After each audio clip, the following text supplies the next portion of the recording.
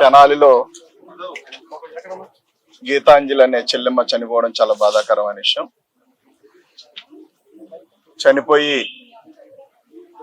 రెండో రోజు అయినప్పటికి కూడా ఇంకా కూడా టీడీపీ దాహం తీరినట్టుగా సోషల్ మీడియాలో వస్తున్న పోస్టులు ఇప్పుడు కూడా చూస్తా ఉన్నాం. అంటే చనిపోవడం కరెక్టే, చచ్చిపోతే మాకేంటి అనే భావంతో వాళ్ళు పెడుతున్న పోస్టులన్నీ కూడా కనిపిస్తా ఉన్నాయి. పూర్తిగా ఇదంతా ఎక్కడ నడుస్తా ఉందంటే ఒక సామాన్యులు కార్యకర్తలు చేసే కాన్సెప్ట్ అయితే అంత దారుణంగా మాట్లాడరు. ఖచ్చితంగా దీని వెనక మరలా లోకేష్ అనే వ్యక్తి హస్తం ఖచ్చితంగా ఉంది. ఆ లోకేష్ అనే వ్యక్తి మాత్రం పూర్తిగా చంద్రబాబు నాయుడు డైరెక్షన్ ఉందనేది అర్థమైపోతా ఉంది.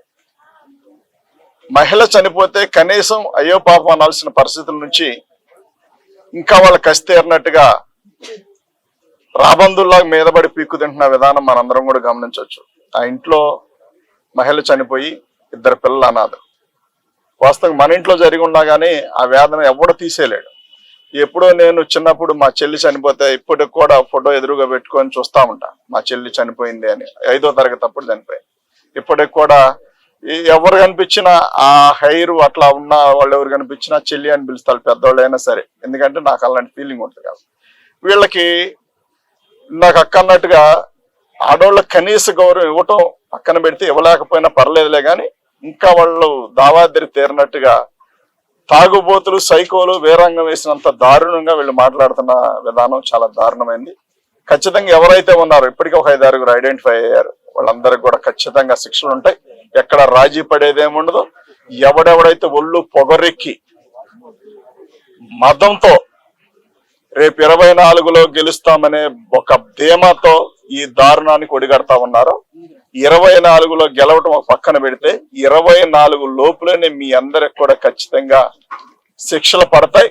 అందులో ఎటువంటి డౌట్ లేదు. ఈ పాప విషయంలో గీతాంజలి విషయంలో ఎవరెవరైతే ఎలాంటి దారుణానికి ఒడిగొట్టి అలాంటి భాష వాడారో వాళ్ళందరి మీద యాక్షన్ తీసుకుంటే ఎక్కడ రాజీ పడే పరిస్థితి అయితే లేదు. ఇదే లోకేష్ భార్య అయి ఉంటే ఏంటి పరిస్థితి? చంద్రబాబు నాయుడు గారి భార్య అయి ఉంటే ఏంటి పరిస్థితి?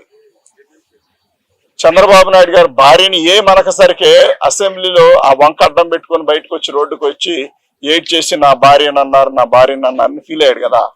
ఇవాళ పరాయి పిల్ల, నీకు సంబంధం లేనమ్మాయి, జగన్మోహన్ రెడ్డి గారు ఇచ్చిన ఒక పథకం ద్వారా సొంత ఇల్లు అంటే నీకంటే అక్రమంగా 6 లక్షల కోట్లు దోచేసి హైదరాబాద్ లో విలాసంగా 1200 కోట్లు పెట్టి విల్లా కట్టుకున్నావు కాబట్టి, నీకు బిల్డింగ్ కట్టుకున్నావు కాబట్టి నీకు ఆ విలువ తెలియదు.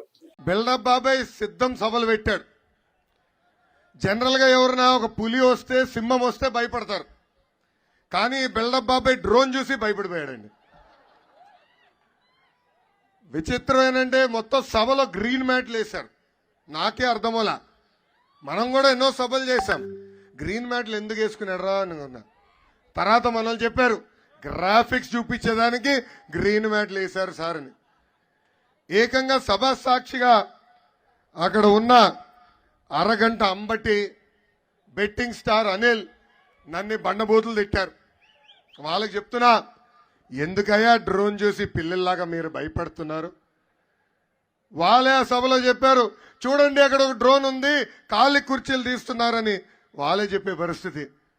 అంటే వాళ్ళే ఒప్పుకున్నారు ఈ సభకి ఎవరు రాలేదని. అలా ఉంది ఈ పిల్లి జగన్ పరిస్థితి. బాహుబలి ట్రైలర్ లాగా చూపించారండి.